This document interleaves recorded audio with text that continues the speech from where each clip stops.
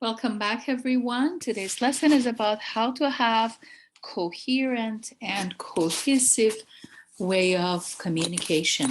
It is very essential for each and every one of you to know these transitional words and phrases in order to have a better flow in your communication, in writing and your presentation skills.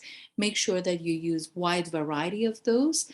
Anytime that you repeat, if you're taking, for example, IELTS test, you might get lower than band 5. Repetition is not suggested. Each time that you use one of them, you can simply dispose and make sure that you try the new one. Let's begin.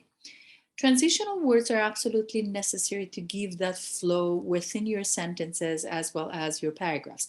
You're more than welcome to pause this video, make a sentence with each one of these words and phrases in the comment box below, and also follow my other videos on how to write task 1 or task 2, or simply improving your presentation skills.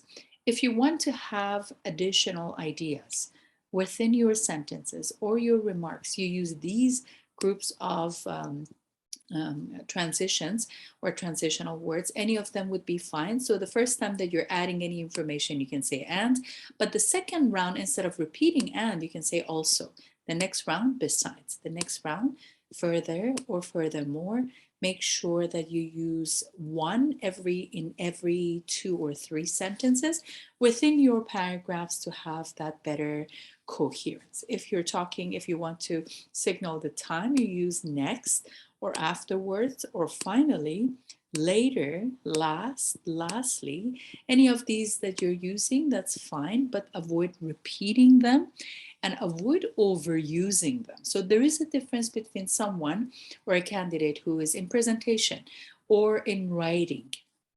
You are repeating them, which is not really professional. It doesn't give that kind of a higher level of communication skills in your presentation as well as your writing paragraph. Avoid overusing them and avoid underusing them. So make sure that you use wide variety of those within the list without repeating them. And you can simply think of every 2 or 3 sentences you use one of them. Make sure that you punctuate your sentences properly. For example, if you want to represent the sequential or the order in your communication, in your presentation, or in your writing, professional business presentations are absolutely they can absolutely use these kind of transition words. They're very, very interesting, and make sure that you pause the video. You can also share this list with any of your friends and the videos as well.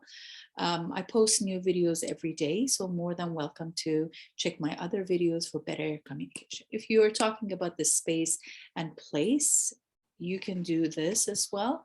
By following and subscribing, you benefit of knowing which video is getting posted every day to improve your professional communication in presentation and in writing. To know the grammar is one thing, to apply that in a proper, academically correct way is another. Nowadays, we communicate through different platforms, so it is essential to know what is the proper way. Many of you guys are using, for example, to show the example, you can use another one. You can say to illustrate, or you can say, for instance, you can say to be specific. Avoid repeating them, avoid overusing them, and avoid underusing them. To show the result, you can say as a result, hence, so, accordingly, as a consequence is my favorite one, consequently.